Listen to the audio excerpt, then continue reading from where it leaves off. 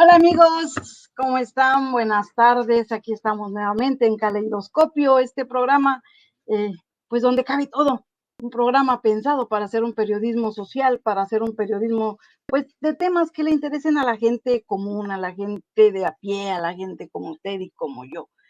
Claro, tratamos también problemas y situaciones de alta política que también nos deben de interesar a nosotros los ciudadanos comunes. Y pues les saludamos desde el Caribe mexicano, desde Chetumal, la costa sur del Caribe mexicano, esta hermosa capital de Quintana Roo, a donde les invitamos como siempre que vengan y nos acompañen.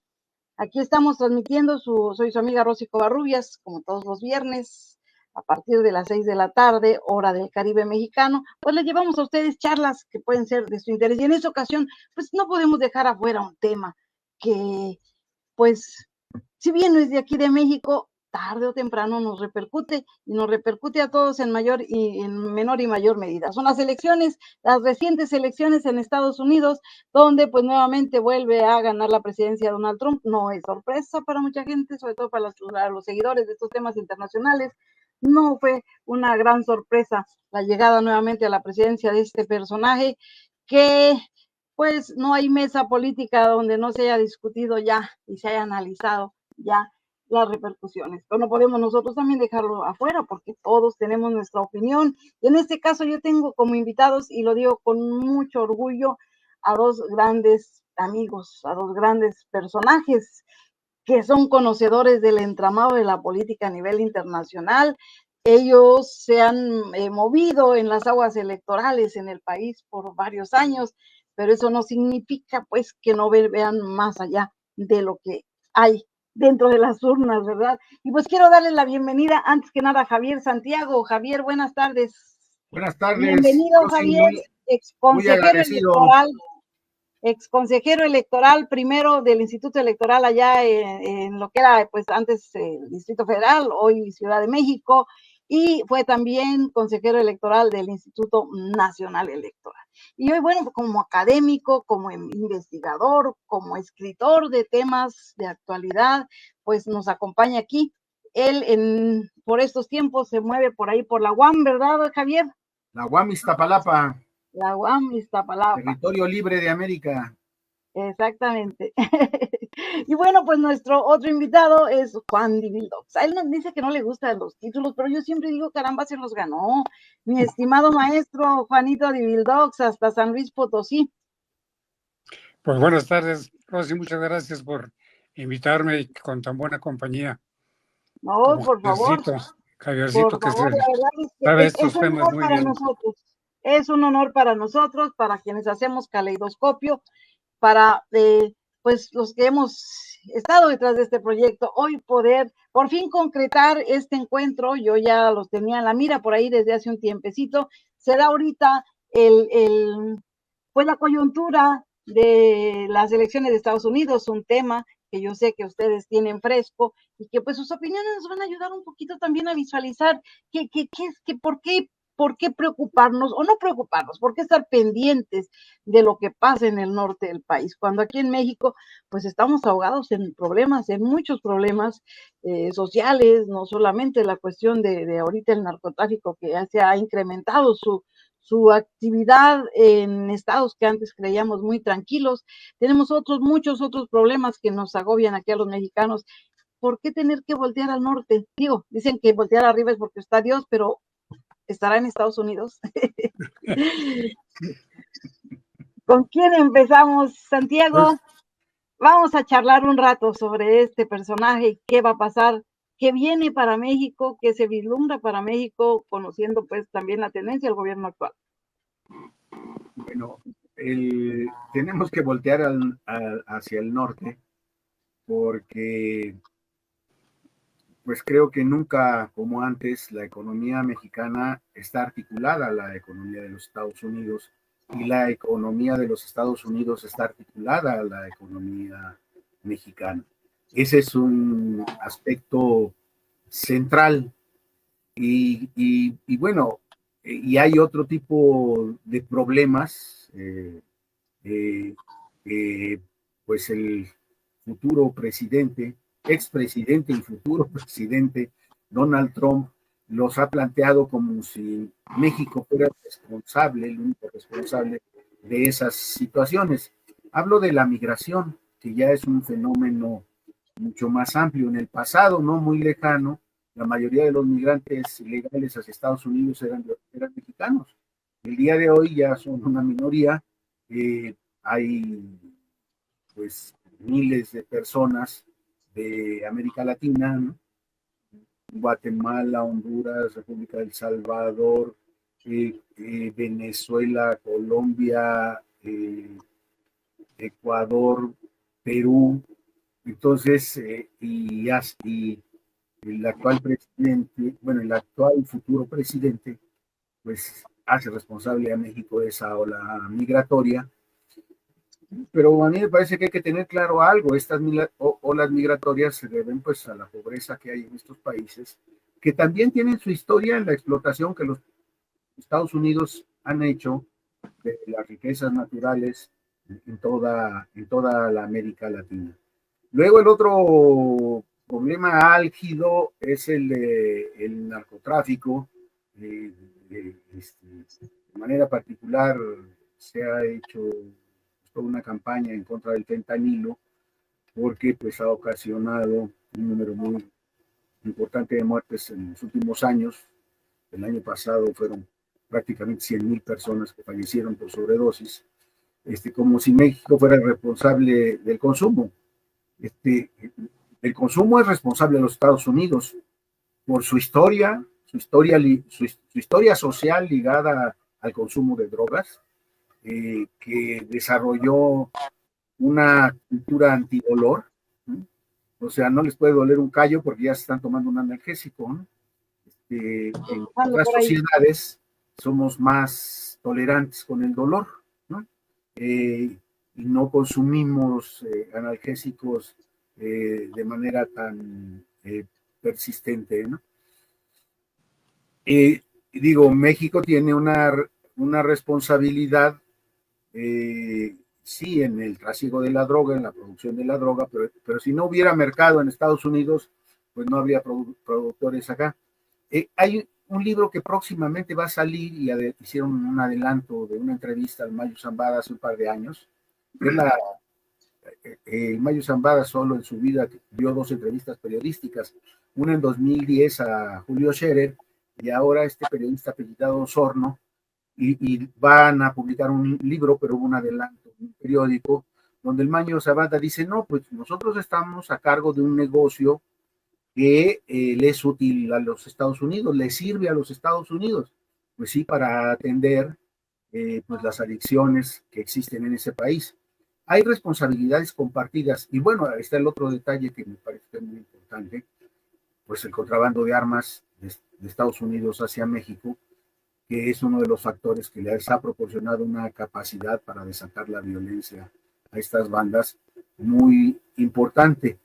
Entonces, me parece que pues, son las principales causas por las cuales tenemos que mirar al norte definitivamente, porque nos unen un poquito más de 3,000 kilómetros de frontera con problemas comunes, ¿no? Y seguramente otros vendrán en el futuro. El agua va a ser un tema de discusión y probablemente de disputa en la zona fronteriza, ¿no?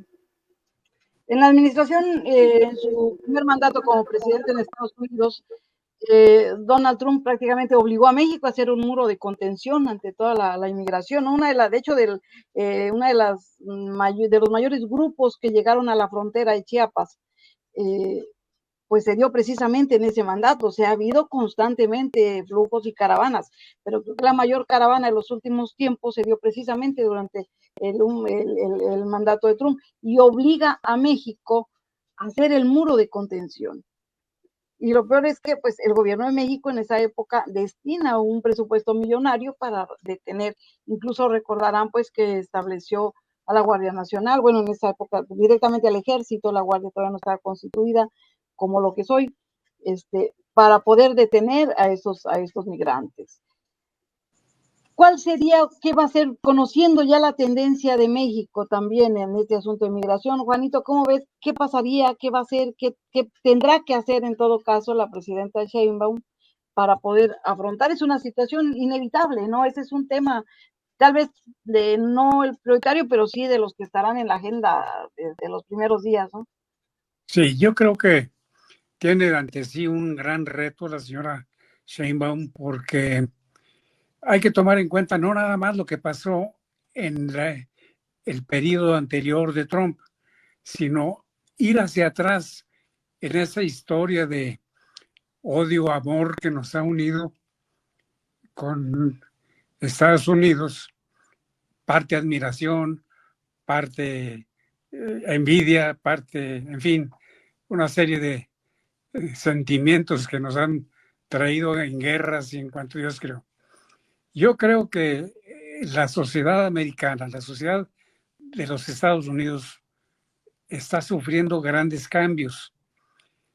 Al término de la Segunda Guerra Mundial, después de la Guerra de Corea, había una generalización de ideas pensando en lo que ellos le llamaban el sueño americano. Y el sueño americano consistía en tener casa propia, tener automóvil, tener los hijos con posibilidad de asistir a una universidad y tener vacaciones cada año. Eso se ha acabado para mucha gente.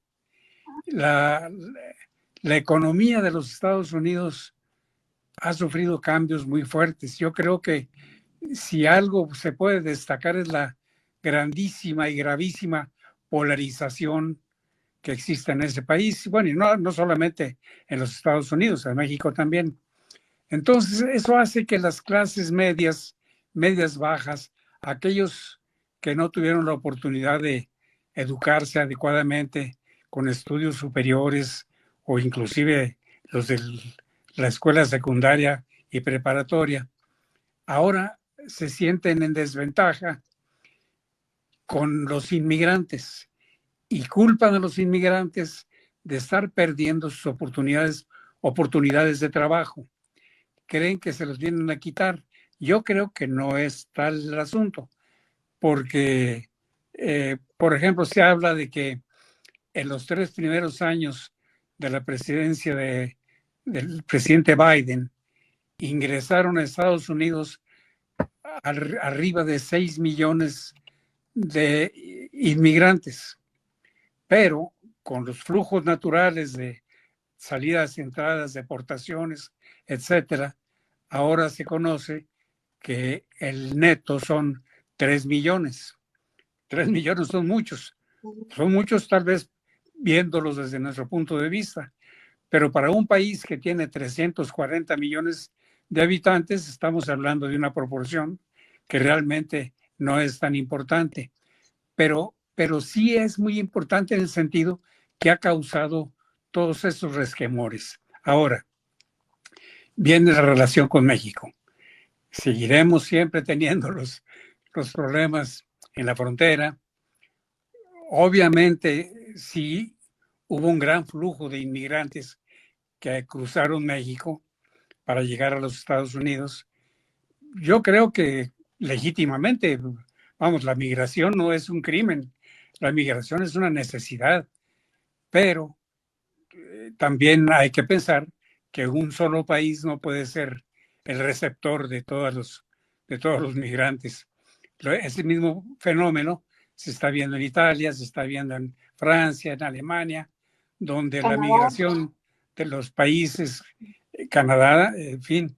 Entonces yo creo que es un problema muy complejo y yo creo que la señora Sheinbaum tendrá que estar muy consciente de que hay problemas en los cuales los intereses de Estados Unidos y de México deben alinearse. Por ejemplo, si la migración es un problema para Estados Unidos, si el contrabando de estupefacientes Es un problema de Estados Unidos, como dice Javier. Bueno, es que ellos lo consumen. Y sí, mientras haya un mercado, lo van a seguir consumiendo. Lamentablemente, mucho de esta sensación de abandono, de tristeza, no sé cómo describirla, impulsa a muchos jóvenes a refugiarse en el campo de las drogas. Y todo el problema crece y crece y crece. En fin, yo creo que vamos a vivir unos tiempos difíciles. Hace poco Javier eh, escribió un artículo en su columna quincenal de la Crónica, muy interesante. Yo se lo recomendaría. Se llama Trump, y donde hace una descripción muy interesante de todas estas cosas de las que yo hago un apunte nada más. Yo sí le pediría a Javier que nos ampliara un poquito lo que escribió, porque realmente vale la pena conocerlo. Así es. Bueno, pues el tema económico, como decía Javier, pues estamos ligados por mucho más que por historia, por la sangre misma, ¿no? Porque pues gran parte de Estados Unidos pues está poblado por mexicanos, Así mexicanos es. que ya nacieron allá y pues los que siguen emigrando todos los días. El tema ha sido común, sobre todo en la administración de Trump, poner como rehén a los tratados comerciales, ¿verdad? Cuando ponen en la mesa el tema del narcotráfico, o me ayudas a detener esto o te quito esto, ¿no? La cuestión de los aranceles. Y pues tenemos gran parte de la economía de México depende de estas exportaciones hacia Estados Unidos. Javier, tú que estás cerca y que has analizado estos temas, ¿qué futuro nos espera en ese sentido? Que es el mayor temor de alguna forma que tenemos en México, es que pues se hagan efectivas aquellas viejas amenazas del presidente, del ahora futuro presidente Trump en su primer mandato, ¿no? Creo que tenemos que hacer una distinción importante entre el discurso político de campaña electoral, que incluye las amenazas, claro, a ya el ejercicio del poder. Creo que hay aspectos a favor de la política de Trump y hay aspectos que no se van a poder cumplir y él tampoco va a echarlos adelante. Amenaza con deportar a 1 millón de personas el primer año.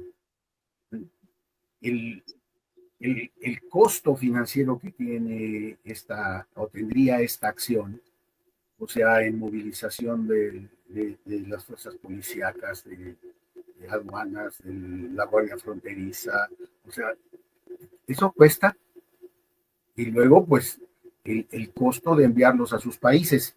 Naturalmente Trump va a buscar que estos inmigrantes a Estados Unidos sean devueltos a México, ¿no? Ahí sí creo que va a ser una situación compleja. No va a lograr expulsar a 1 millón de personas en un año. De que va a expulsar varios miles, sí, pero también va a colocar a México en una situación compleja. El tema económico, el cerrar la frontera. Bueno, pues la verdad, digo, yo soy chilango, flor de asfalto, pero no conozco a detalle la frontera, pero digamos, he estado desde Matamoros, a lo largo de la frontera, pasando por Ciudad Juárez hasta llegar a Tijuana, ¿no? En diversas ciudades, en diversos momentos.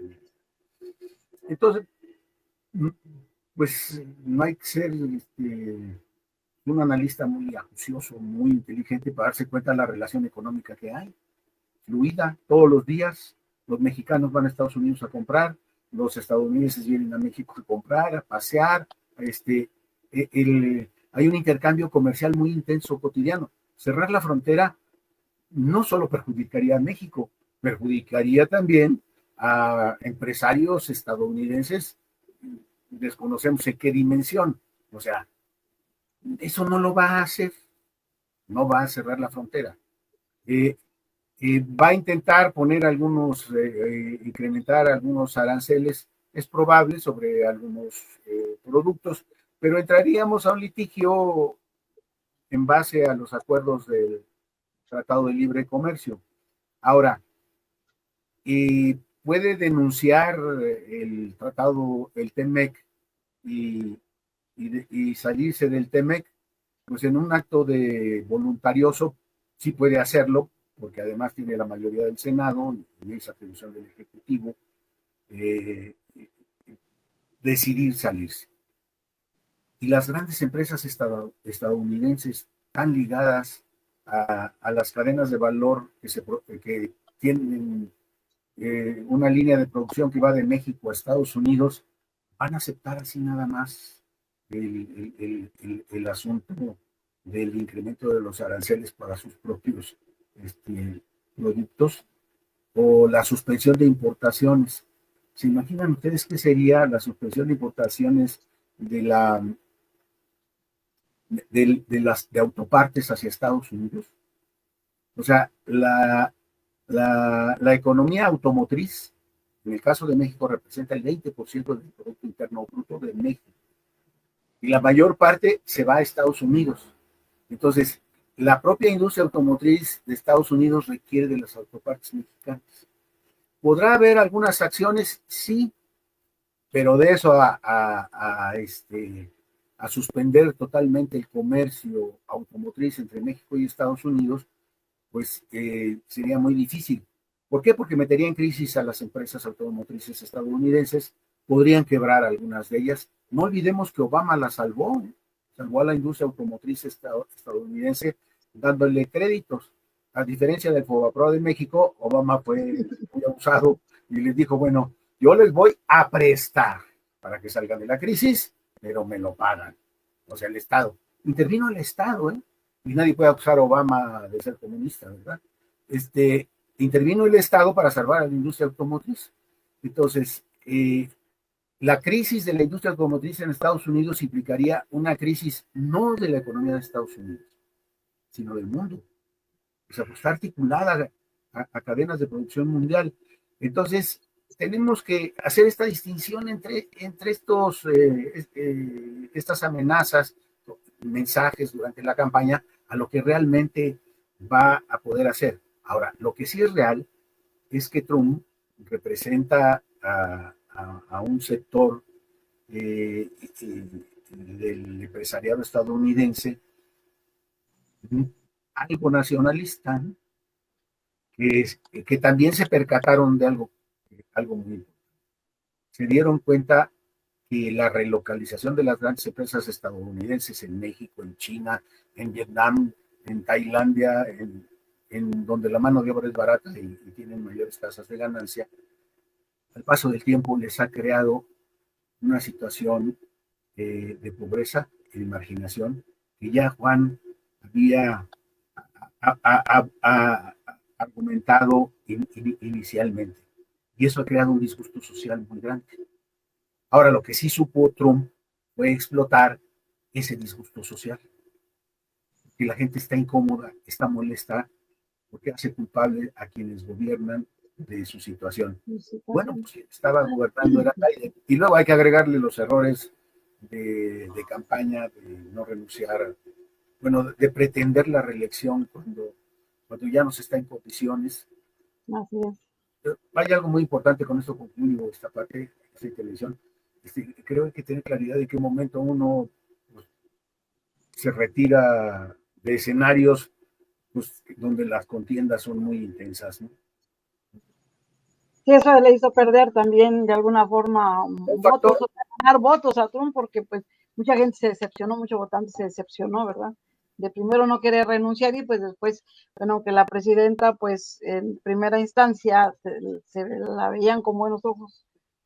En el ámbito internacional se le veía con buenos ojos, no era mucho el ataque hacia ella, pero finalmente pues gana y gana con un amplio margen, o sea, donde no hay error, no hay pues no hay duda pues de este triunfo de alguna forma, ¿no? Pero bueno. ¿Qué es eso? Perdón, sí, no voy a intervenir, que Juan intervenga y ya luego yo meto mi cuchara. ¿Sí? Adelante, Juan. Interrumpo un poquito porque estamos dejando de lado la personalidad de Trump. Esta persona es un tipo mentiroso, arbitrario, mendaz, es un bully, no, busca el pleito constantemente. Y yo creo que una de las cosas que la señora Sheinbaum tiene que estar muy cuidadosa es de no caer en el juego. Porque, por ejemplo, si se enoja porque Es se susceptible, ríen, es muy susceptible y ese es un riesgo. sí, como cuando supuestamente estaba muy enojada porque se rieron de alguna cosa ahí en la Universidad de Harvard y cosas por el estilo. Entonces envuelve la bandera y se quiere lanzar. Yo creo que eso no le queda. Yo creo que ella tiene que pensar no como Claudia Sheinbaum, sino como la presidenta de México. Por otro lado, comentando sobre lo que Javier estaba diciendo, yo veo imposible que se cierre la frontera, porque el grado de intercambio comercial entre los dos países, como decía Javier, es inmenso. Por ejemplo, para los estadounidenses, cerrar la frontera es carecer de muchos productos agrícolas, sobre todo lo que son frutas, legumbres, etcétera, etcétera. Está el problema del maíz para nosotros. Ellos quieren seguir vendiendo maíz a México, sobre todo el maíz transgénico, y que acá lo consideran como perjudicial. Pues no sé, eso lo tendrán que determinar los que conocen de ese asunto. Pero yo considero que si hubiera, va a haber discordancias respecto del Tratado de Libre Comercio y obviamente Trump va a querer sacar ventajas.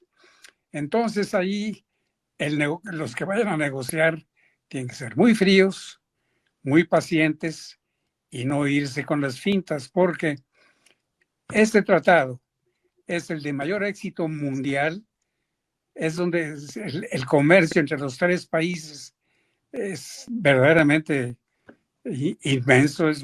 Solamente México creo que tiene algo así como 480 mil millones de dólares al año. Es cifras fabulosas. Por otra parte, la mano de obra mexicana es necesaria porque quién va a hacer las pizcas de el algodón, de las fresas, de las frutas, de quién? Los estadounidenses, no. Ellos ya no quieren hacer esos trabajos. Entonces, hay una serie de circunstancias que nos unen como países.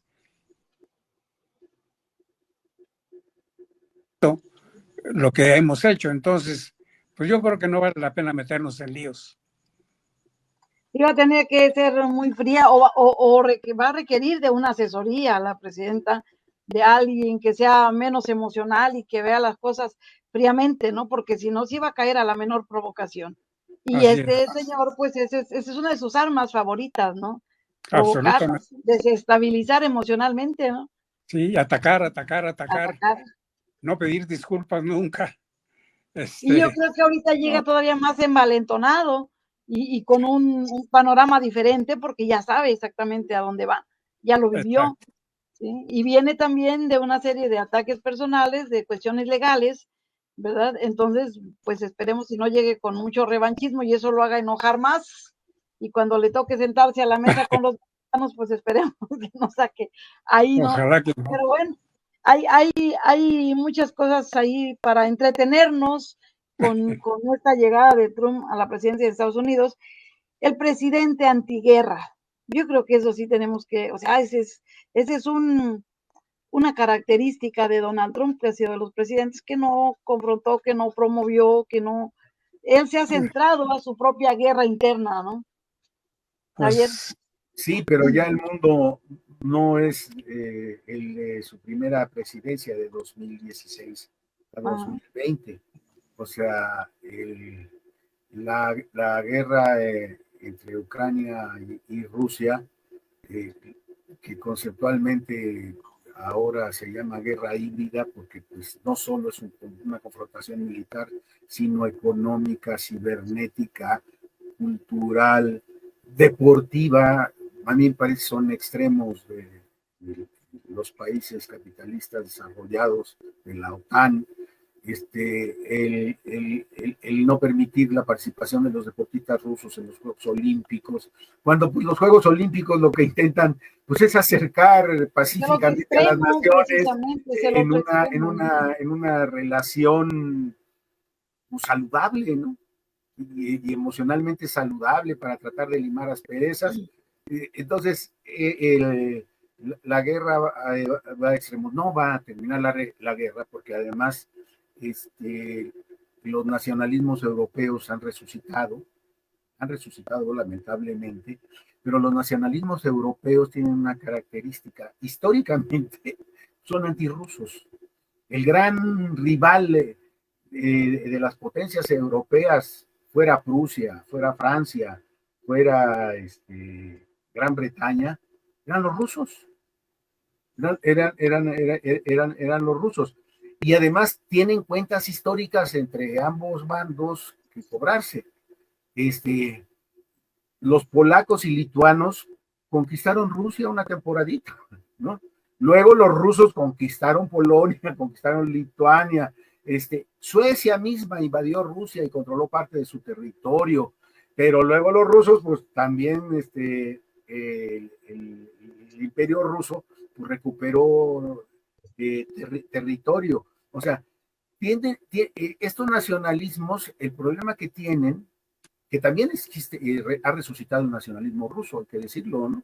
O sea, pero estos nacionalismos creo que tienen una característica porque han buscado históricamente el dominio sobre el otro y el control permanente en Europa. Entonces, y luego está el tema también de los intereses económicos. El rearme de Alemania, bueno, y no solo Alemania, de Finlandia, de Suecia, de Francia, de Polonia, de los países bálticos. O sea, este rearme es un gran negocio. Es un gran negocio. El complejo industrial militar, no solo estadounidense, hasta Suiza está modernizando sus fuerzas armadas. Entonces, es un gran negocio. Entonces, y este es un factor que creo que hace más complejo que la guerra termine. Al fin los muertos los ponen los rusos y los ucranianos. No hay muertos alemanes, no hay muertos franceses, no hay muertos estadounidenses. ¿No? Y lo que más les conviene a estos grandes intereses económicos, pues es que la guerra esté estancada. Porque entonces las armas pues, se destruyen y se requieren más armas para que vuelvan a ser destruidas y luego nuevas y nuevas. Entonces, el dilema de Trump es ver si puede negociar una paz dejando al margen los intereses nacionalistas de Europa que han renacido y los grandes intereses económicos del complejo industrial militar de Europa y de los propios Estados Unidos. Ese es el gran reto. El Medio Oriente, la otra gran guerra, la otra gran guerra que no existe, pero en la que hay miles de muertos históricamente. ¿Ya? Israel tiene una política colonizadora y está cometiendo un genocidio contra el pueblo cristiano. O sea, a mí no deja de sorprenderme cómo la alianza política que gobierna Israel está cometiendo actos de barbarie equiparables a los que cometió Alemania nazi con los Estados Unidos durante la Segunda Guerra Mundial. Y luego que socialmente no haya resistencia a esta masacre. Y el día de hoy, desde mi punto de vista, la mejor alternativa es la existencia de dos estados. Prácticamente todo el mundo lo acepta. Los únicos que son como 5 países que no lo aceptan. Entre ellos está Israel, que se opone, claro. Están los Estados Unidos. Está el Reino Unido, ¿no? Y algún otro país por ahí. Entonces, entonces es un serio problema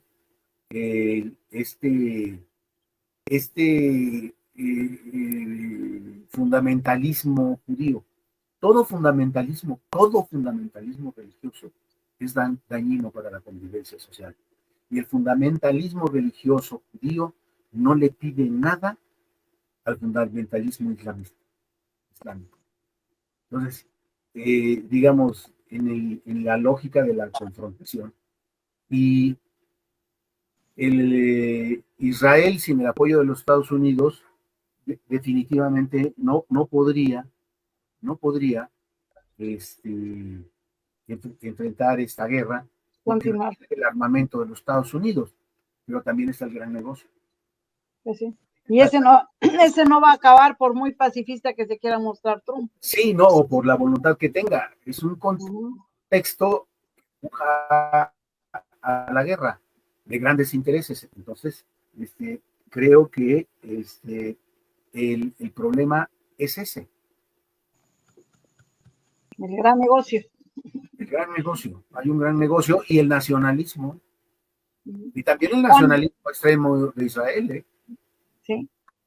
Juan, pues lo que comentaba yo antes de que interviniera Javier, es que pues Donald Trump se ha vendido como pacifista, ¿no? No inició, cuando menos no incrementó en su periodo anterior el número de soldados, ¿no? En los conflictos que ya existen y que ya casi prácticamente el mundo los ha normalizado, ¿no? Ya no es noticia, ya a pesar de que todos los días está muriendo gente en este tipo de conflictos bélicos. ¿Cómo ves este segundo periodo? Yo Desde tu desconfío perspectiva mucho. ahí cercano a la frontera. Yo desconfío mucho del carácter impulsivo de Trump. Por ejemplo, algo que olvidé mencionar hace un rato, es que designó a un señor de apellido Homan como el zar de la antiinmigrante. Y este tipo dijo que Trump iba a catalogar el narcotráfico o el crimen organizado, la cuestión de la fabricación de fentanilo como un acto terrorista. Y en ese caso estaríamos tal vez metiéndonos en problemas graves.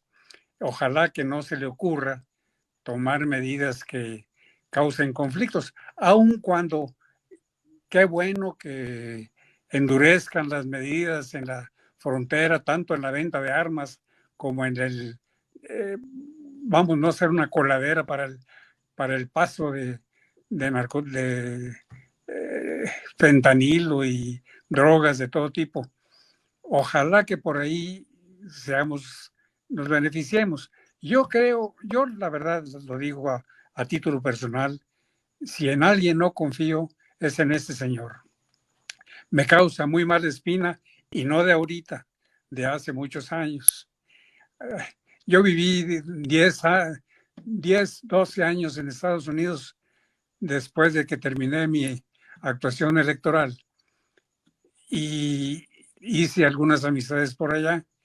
Un día me preguntó un amigo que es exagente del FBI, me dice, ¿y qué opinas tú de Trump? Le dije, pues si estuviera junto a mí, me pondría una mano encima de la cartera. ¿Por qué dices eso? Le digo, porque yo no confío en ese individuo. Se me hace que es un tipo amoral, que se aprovecha de cualquier situación. Hago la advertencia. Esto lo digo a título personal. No estoy embarrando a nada más, pero el tipo es verdaderamente abusivo.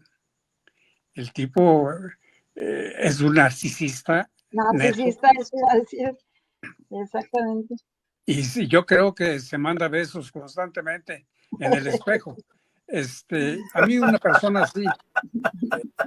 así me causa mucho, mucho, mucho temor porque no son reflexivos y aparte es conservador, ultraconservador, o cuando menos dice que lo es, se envuelve en cualquier cubierta de religiosa, política, empresarial, de todo. Y sin embargo, su reputación en el mundo empresarial no es tan buena. Era un individuo que compraba muchas cosas, pero no pagaba completo. En fin, hay mucho en la historia de este hombre que a mí verdaderamente me sorprende que los estadounidenses se hayan volcado a votar por él cuando el tipo está sujeto a varios juicios, Sí, ya todavía es pendiente. convicto de otros. Pues Sí, sí. yo no entiendo. Y Puede ir a ahora la cárcel. con el control de las dos cámaras, el Así control es. total. Sí, pero eso qué quiere decir, que entonces él va a poder hacer lo que se le pegue la gana, Sí. porque eso sí, como tiene un liderazgo muy efectivo, como le dice a la gente lo que quiere oír y en tonos Me muy, recuerda a cierto personaje que tuvimos por acá. pues, a veces, más o menos por ahí del asunto. Porque Entonces, además lo dijo públicamente, ¿no? Que en sí, campaña hay que decirle a la gente lo que quieren oír. O sea, yo no sí estamos creo, mintiendo. Rosy, que vamos a tener muchos problemas, pero pero los grandes problemas también traen grandes oportunidades. Si México maneja adecuadamente las situaciones que se le presenten, puede salir beneficiado. El Tratado de Libre Comercio es exitoso y ojalá hagan una buena renegociación. Bien, ayer, antes, no sé qué día, de esos días previos, hubo un encontronazo ahí en el Senado de México entre Salgado Macedonio y Lili Telles Salgado Macedonio, que pues insiste en la no intervención, la no cooperación con Estados Unidos en materia de narcotráfico, porque bueno, pues dentro de todo lo que ha dicho y amenazado Donald Trump, uno de ellos pues es la invasión a México, prácticamente, ¿no? Por otro lado, hay quienes lo ven como una cooperación normal que debe de haber en cualquier país para solucionar sus problemas comunes, ¿no? Entonces, había esa confrontación porque mientras por un lado Salgado Macedonio negaba cualquier injerencia de Estados Unidos en México, por otro lado, pues Lili Telles defendía esta postura, diciendo que bueno, es un intervencionismo, que no es una invasión, que es la cooperación que debe de haber en Estados Unidos. Desde su perspectiva, ¿cómo lo ven? Es necesaria, en mi punto de vista, sí es necesaria esa cooperación. No podemos sí, cerrar los ojos a tratar de resolver un problema que no es un problema solo de México, como ya lo decía Javier, ¿no? El caso del narcotráfico. Entre ellos, pues la droga más complicada y que más daño está haciendo ahorita, que es el fentanilo. Pero obviamente Trump viene con todo y no solamente se suscribe a lo que dicen los tratados de cooperación, ¿no? Sino él viene a meterse hasta la cocina para llevarse a los que le están haciendo daño. ¿Cómo vemos esto, Juanito? Es muy cierto, Rosy, coincido con esa apreciación. Y viniendo de Salgado Macedonio, pues no le creo ni el bendito, como se llama una abuelita, una de mis abuelitas, el hombre, bueno, todo el mundo sabemos de qué pata cojea, pero vuelvo a lo mismo, los grandes problemas traen siempre grandes oportunidades. Ojalá seamos serenos, seamos conscientes, tengamos inteligencia aguda y reflexión para poder buscar las mejores soluciones en beneficio de los mexicanos y alinear los problemas, lo que es bueno para nosotros y que es bueno para ellos. El narcotráfico es malo para ellos, para nosotros también. El crimen organizado es malo para ellos, para nosotros también. El comercio internacional es bueno para ellos, para nosotros también. El Producto Interno Bruto, imagínenselo, si se llegara a cancelar el Tratado de Libre Comercio o que las deportaciones masivas que supuestamente anunció tengan realmente efecto. Imagínense lo que sufren las remesas. México estaba recibiendo alrededor de 60,000 millones de dólares al año en remesas, que las queremos a la mitad o cuánto. Hay muchas cosas que nos unen y muchas cosas que nos separan, entonces hay que buscar de qué manera nos, nos acercamos un poquito el uno al otro y seguimos en una convivencia pacífica y productiva. Son más las coincidencias, Son definitivamente, que las más. diferencias que pueda haber, ¿no? Y siempre van a Efectivamente. pesar más. Javier. A ver, yo creo que la cooperación en el tema de la delincuencia organizada es indispensable en el ámbito internacional, no solo entre Estados Unidos y México, sino Europa es otro mercado. Además, no olvidemos que Es cierto. El cártel Jalisco Nueva Generación y el cártel de Sinaloa son las transnacionales más grandes del país. O sea, Es tienen cierto. una presencia en el mundo muy relevante. Pero tiene que ser, sí, una coordinación, una cooperación eh, que asuma, yo a lo mejor soy un trasnochado nacionalista, pero que asuma el respeto a la soberanía de los otros. Me parece que, si bien es cierto, nuestro país, en el ámbito policiaco, pues, ha habido una gran corrupción, tengo la impresión que hay ciertos cambios positivos, ¿no? Hay cosas que no comparto en la política de seguridad pública, pero creo que hay algunos cambios positivos y que hay que buscar esta cooperación, intercambio de información, porque al menos hay dos casos que fueron con el gobierno de Biden, con los demócratas, no con Trump.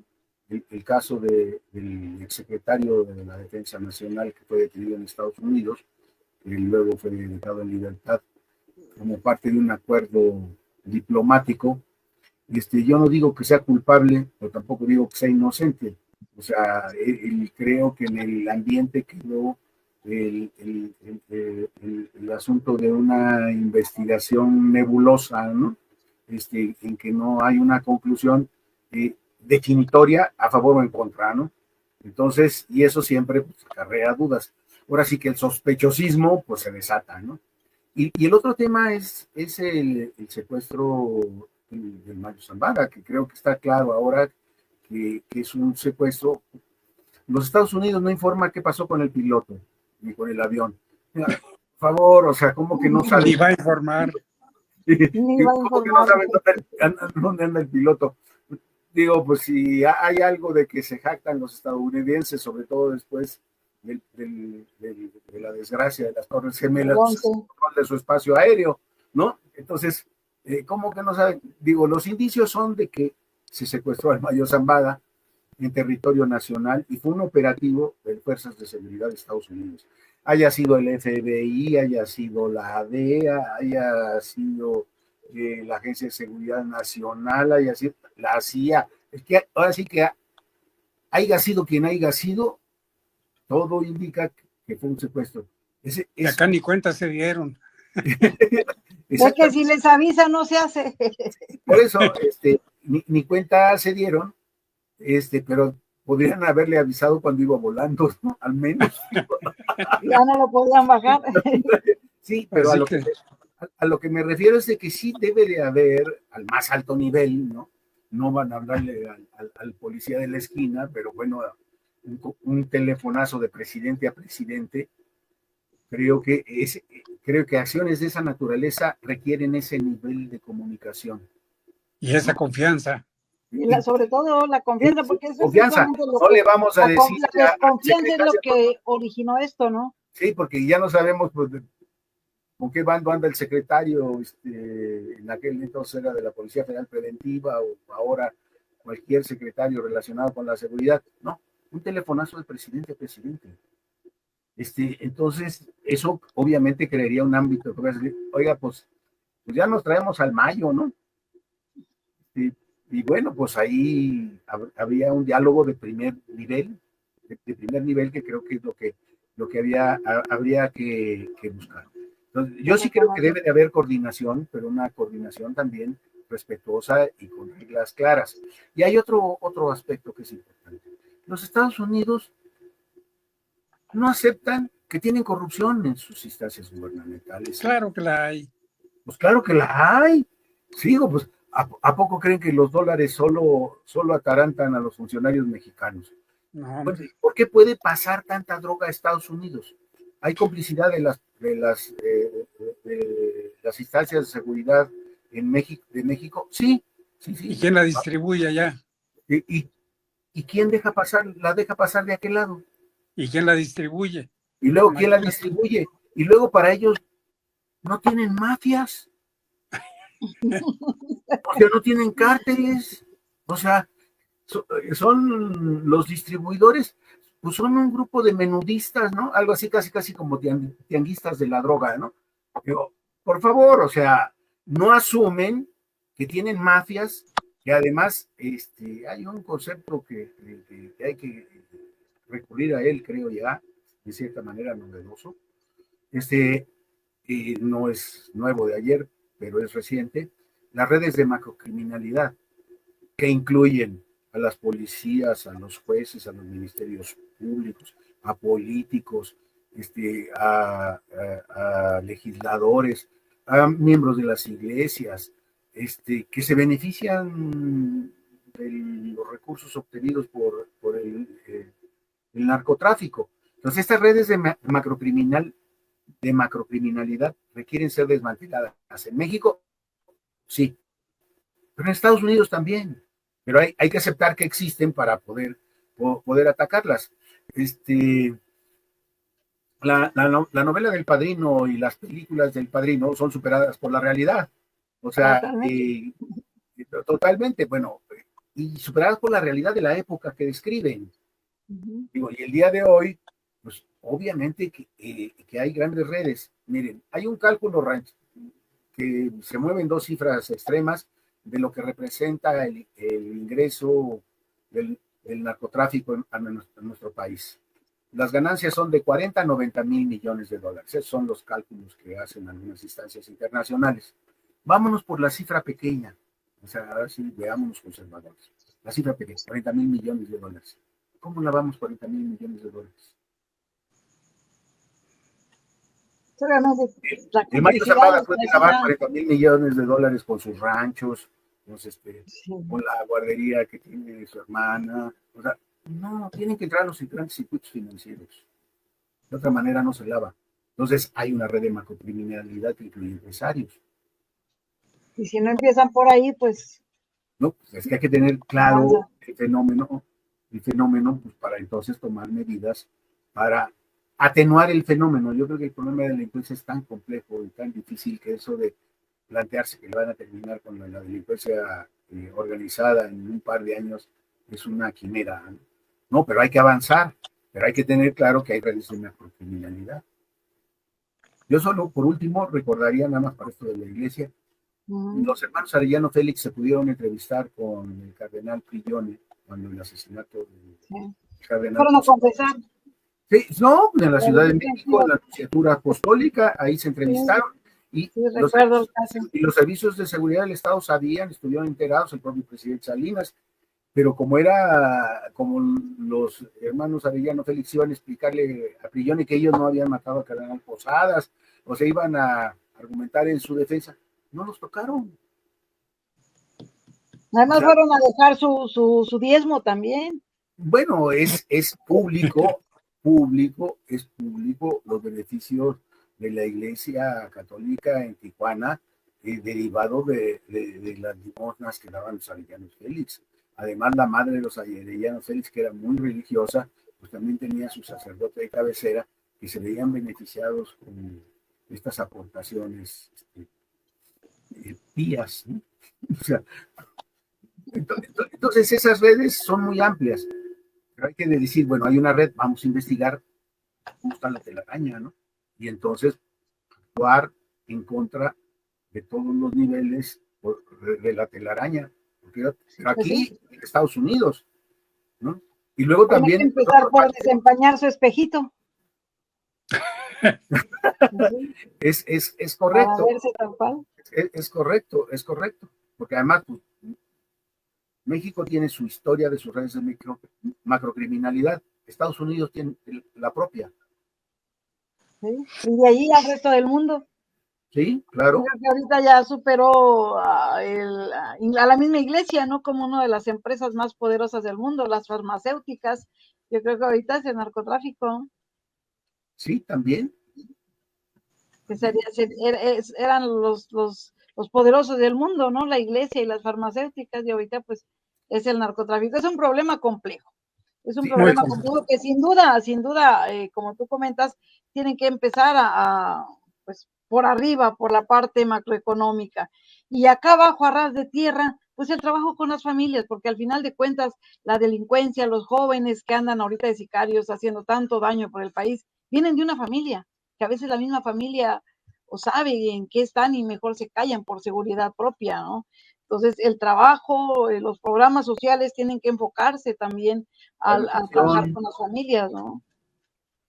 A darles opciones a los jóvenes. Hay que crear oportunidades para los jóvenes en todos los sentidos, el sentido más amplio, no solo de trabajo y educación, sino de cultura, de distracciones, de hacerlos sentir que son seres humanos que tienen un futuro. Sí, porque ahí está el caldo de cultivo al final de cuentas, ¿no? Para que prosperen estos grandes grupos, ¿no? Estos grandes cárteles al final de cuentas se alimentan de los jóvenes, que son los que andan en la calle en este momento. Todos sicariatos no son gente de la tercera edad, sí habrá por ahí algunos, pero la mayoría son hombres y mujeres jóvenes, que a falta de oportunidad, y ahorita, por ejemplo, esta oleada de inmigrantes que no encontraron trabajo, muchos de ellos se vinieron aquí a Quintana Roo a trabajar en el Tren Maya. Fue para mí tremendo encontrarme grupos grandes de jóvenes que venían de Chiapas, vinieron a contratarse aquí como mano de obra barata y terminó la obra del tren. O sea, a ellos se les contrata obviamente sin documentos, sin nada, porque cómo fue que lograron entrar a trabajar. Decíamos, ¿no? Son los que nos construyeron el tren, muchos, no estoy hablando de 2, 3, de 10, de 20, no, grupos grandes que me tocó ver y conocer aquí personalmente, platicar con ellos. Terminan estas obras del tren, ¿a dónde creen que se van a ir a trabajar? ¿A dónde creen?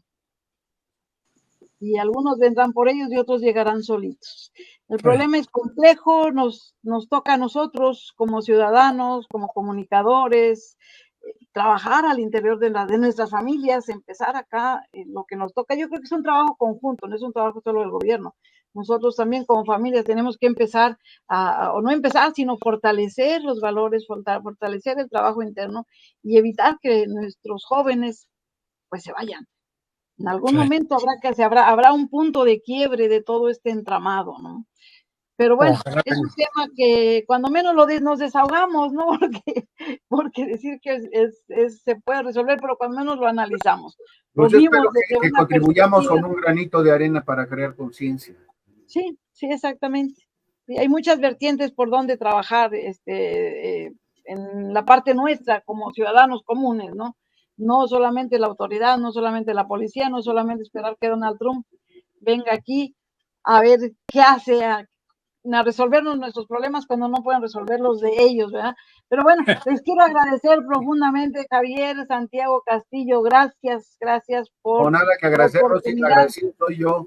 Y además compartir aquí con el Juanito. Con Juanito de Vildox. Mosquetero de batallas, además, ingeniero, abogado. Abogado, sí. O sea, es un personaje. Orgullo del TEC de Monterrey y de toda la comarca, sí. Gracias, maestro Juan Vildox, la verdad, los quiero mucho, les agradezco que me hayan permitido conversar con ustedes. Y pues no podemos entrar mucho a profundidad ni con estadísticas porque no nos da el tiempo, pero bueno, el hecho de verlos, de escucharlos, es un honor para mí que hayan podido pues colaborar conmigo en este programa en Caleidoscopio, donde pues a veces hablamos de temas de aquí locales y a veces pues nos vamos un poquito más allá de la frontera, porque al final de cuentas como seres humanos todo nos atañe, tenemos que estar al día, tenemos que estar enterados de todo lo que pasa, que no nos agarren dormidos, que bueno, creo que nos han agarrado dormidos varias veces y luego nos quejamos, pero pues hay que ponernos al día. Gracias. Les quiero agradecer también profundamente a Guanatos FM, a Guadalajara, a Jalisco. Gracias, compañeros, por su apoyo para poder retransmitir este programa. Gracias también a Radio y Televisión Budocán de Veracruz. Y pues a los compañeros que se unen en las redes sociales les quiero agradecer también. Gracias. Estaremos como siempre los viernes en punto de las 5 de la tarde, hora del Caribe mexicano, 4 de la tarde, el centro del país. Ustedes ahorita, bueno, ya tienen también una hora adelantada que nosotros, ¿verdad? Así. En México, Javier Santiago, y en San Luis, Juan de Vildox. Bueno, pues hoy casi las 7. Sí, es una una hora antes que nosotros, aquí están por dar las 8 de la noche. Y bueno, Muchas pues gracias, de aquí Rosy, para por el la mundo, oportunidad. gracias, soy Rosy Covarrubias y esto fue Caleidoscopio. Buenas tardes.